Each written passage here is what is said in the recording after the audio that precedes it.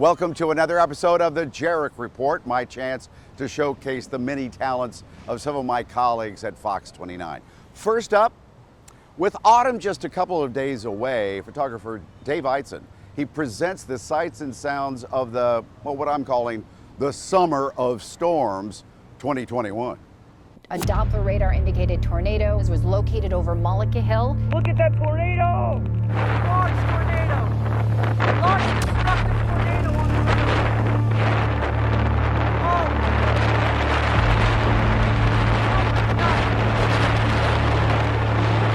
Oh my God! This is the home that took on the brunt of the tornado. This is the kind of stuff you see on the news when it hits Oklahoma every year. This house is obliterated here. As we continue the breaking news at this hour, this is in Roxborough, and they are using boats to rescue residents there one by one. What? You okay? Okay. I'm taking a walk.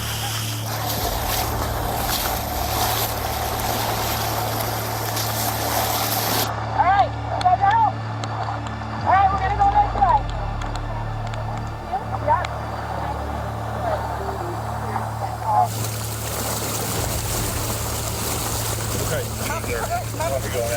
Are you injured right now? No. Okay, swing your leg up over this guardrail for me. The Schuylkill is so high right now that it has just exceeded its banks all up and down, whether you happen to be in Montgomery County, Conshohocken, or right there in Manayunk. And that's in businesses, it is in homes.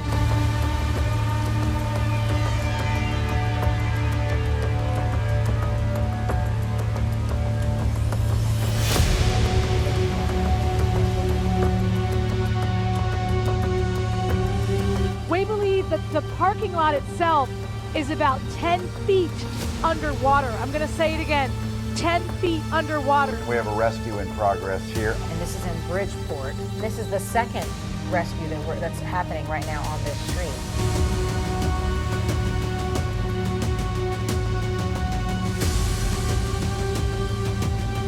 That's the Vine Street Expressway underwater.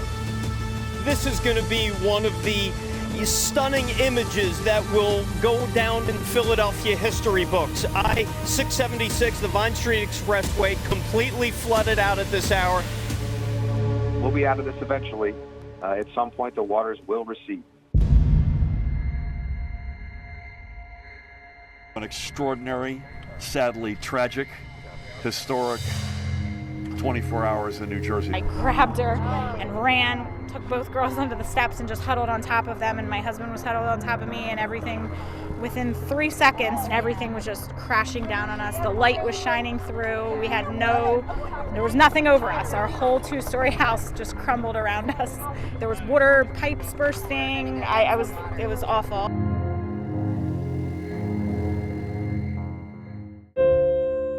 This is half of what we had in the hall, first floor. The other half is in a dumpster somewhere. The first couple of days were painful, and we shed a lot of tears, and you know, we've sort of been going through the emotions. We've been angry and felt, you know, helpless.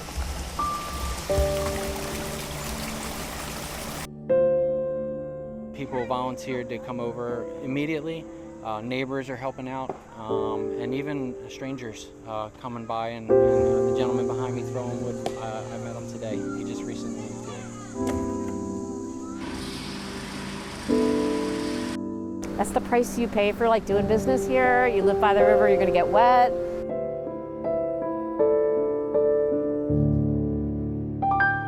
I'm just so grateful that it's a beautiful day and we're okay.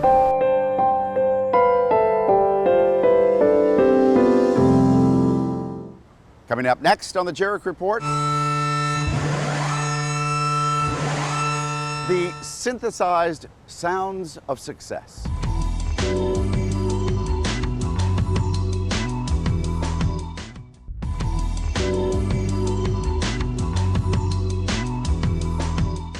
Welcome back to the Jerrick Report. You know, it's kind of funny what people can become obsessed with.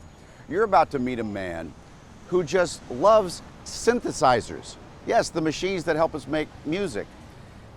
He loves them so much and has collected so many, he was able to open a museum. If this building was a book, you wouldn't judge it by the outside cover. And everybody kept pulling up saying, well, where are we going? To this old warehouse, or what is this place?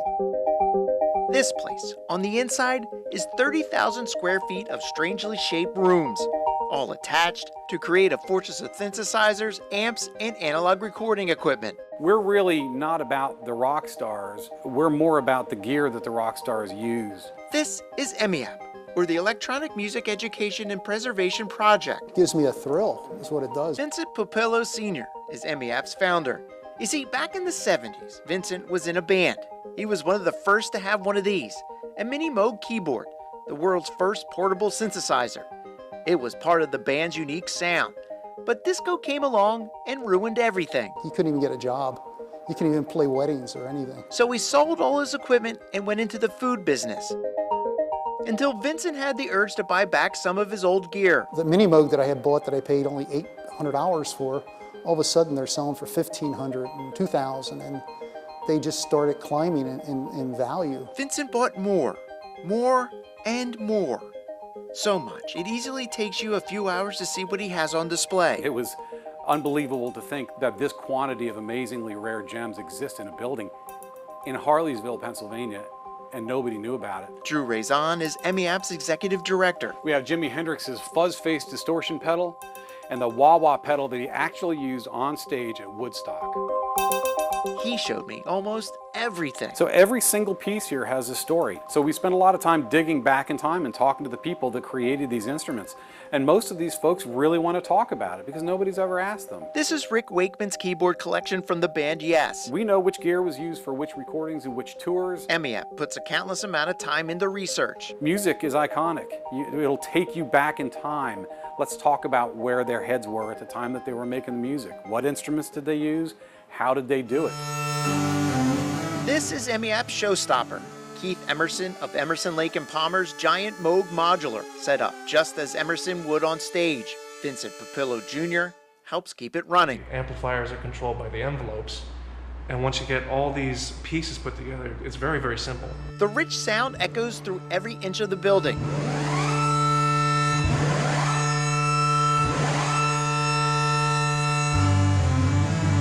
You stand in this room and you hit the low D on that thing, and you can feel it to your heart. The heart of Emmy App is education. Students visit, learn, and just listen.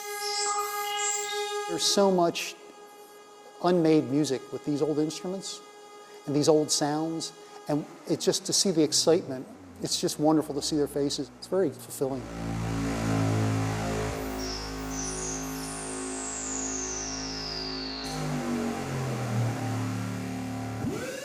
Next up, meet two local guys who went from selling t-shirts to owning a radio network.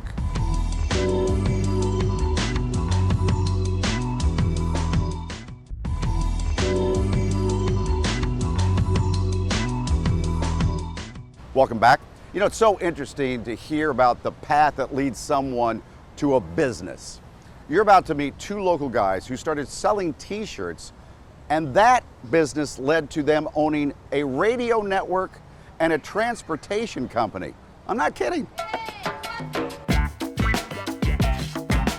When they started, there were two young black men in Philadelphia, you know, starting different brands that have never been done before. How amazing is that? That 20 years later, these strong kings are still standing here. We've been nominated for the last 4 years of the Hip Hop Philly Awards. We done won the Best Internet Radio Station the last 3 years. What is the Glockaware brand?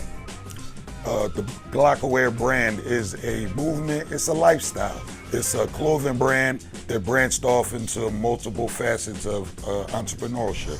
13-passenger transportation bus. We take you anywhere. We was young, and we had a store up Germantown on Price Street. We were hustling CDs. Then we started hustling t-shirts with images on them. We threw sayings on images. This is 2001. These are like the first memes. What was next, I guess, after the t-shirt? The radio came next. Somebody asked us to do a radio station because we was always into the music and hip hop. So somebody asked us to be on the radio station, and that's what started it. We actually did the radio show. We did it for 3 years on their station. We created our own station, and then we went on from there. We stream 24 hours, mostly hip hop, but we have 20 diverse shows as well. We got Philly's Service Announcement, the City of Dreams Coalition podcast with Sister Talia, Mulu, The Hardest Bars, EA, Worldwide Uncut Podcast. Tipping with Sammy, come on Fridays. The X Radio with Rose, where she podcast. She comes with like mental health. Me and Shab come with we just kill the internet on Thursdays with authentic hip hop. We got an all DJ show just for the DJs. And if anybody want a show, they can always come down and do it. We're always open. That's what I'm saying. The doors is open. So opportunity is always here. One day, Toucan's like, well, when you gonna start your show? I'm like, okay. So we created the social music movement into a platform for all different real community organizations to be able to have their voice. Talk a bit about the value of having a space like Glockaware Radio and the Glock Shop in the community for people to know that they can come in and out, and this is a space where they can start their thing. Yes, it's just an outlet that you come through that's in the hood that, we're going to play your joint. We're going to treat you like a star, We got A artists that come through here, and we got Z artists that come through there, but we treat the Z like an A and the A like an A. Everybody get their chance to shine and do their thing, and that's what we want. You can come here and get your shirts done. You can bring your child here to start their own first business. Toucan started a couple of my City of Dreams Youth Council ambassadors, and they come here all the time, re-up for their clothing lines, and they're doing great. It just gives a foundation for everyone. Doesn't matter what you do, Glockaware is a foundation and is a rock for us all. Talk about combining stuff like mental health and stuff like politics under the hip hop, on a hip hop radio station, under the hip hop umbrella.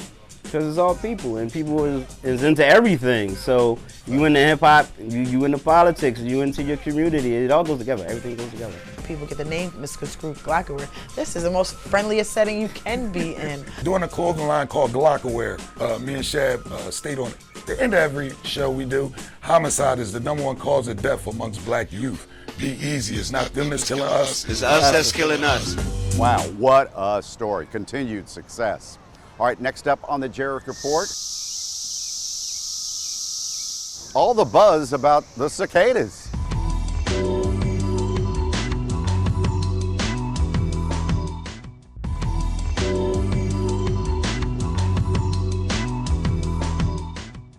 All right, welcome back. Earlier, I told you about this summer of storms. Well, it is also the summer of cicadas in our area. I kind of hear some now, as a matter of fact. But these were the special cicadas, the ones that stay underground for 17 years, then they burst out of the ground and they breed for like 3 weeks and then they die. Oh, wow, what a life. But this story is not so much about the cicadas, but about the 17 years. As we go into the piece here, I asked this question: what did you accomplish over the last 17 years?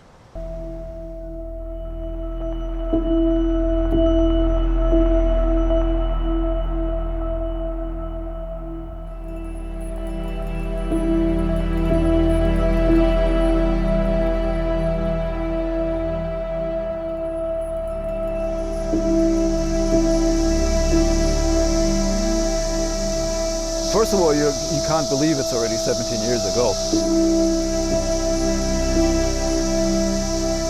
When we were 1 year old, these cicadas were just like growing up underground, kind of like while we were growing up above ground.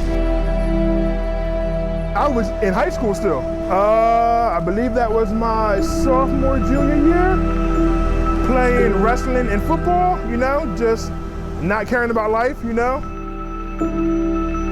Well, we lived in England back then when our son was just born, I guess, yeah. And we didn't even think about Princeton or know anything about cicadas.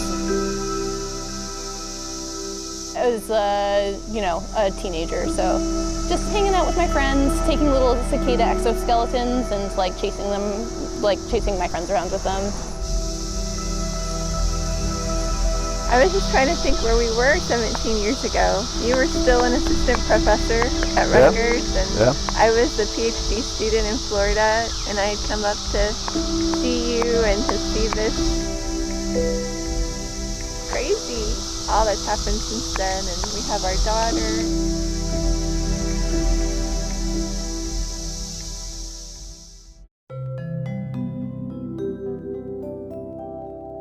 also like a hot spot for cicada activity. I think it's like one of the most cicada dense regions in the area. They are everywhere. Everywhere. The exoskeletons are all over the ground, so just crunch, crunch, crunch as you walk.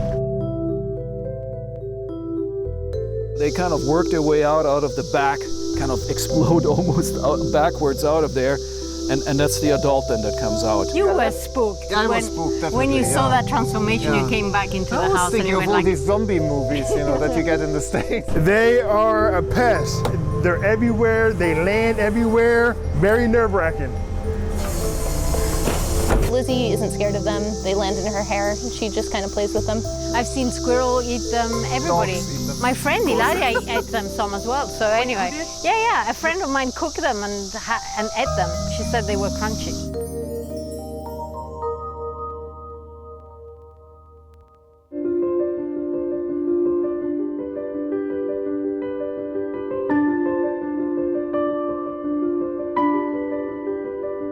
When I heard that this was happening again, I couldn't even begin to imagine that it had already been that long. Next time. Yeah, we have been thinking about it. Are we going to be here? Are we going to be retired?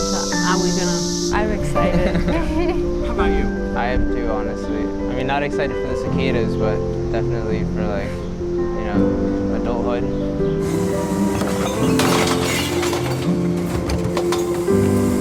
I'll be doing this. I'll be driving.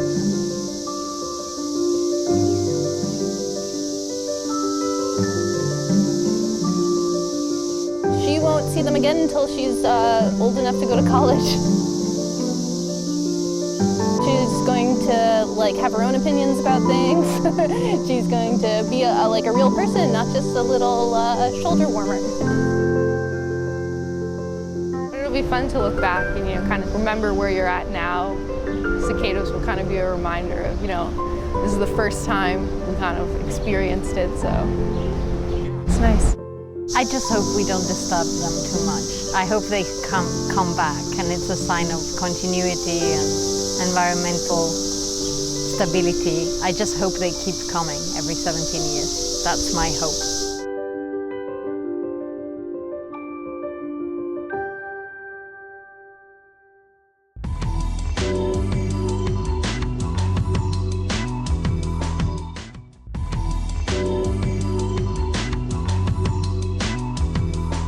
Well, that's it for this edition of the Jerrick Report. You can see our stories 24 hours a day, though.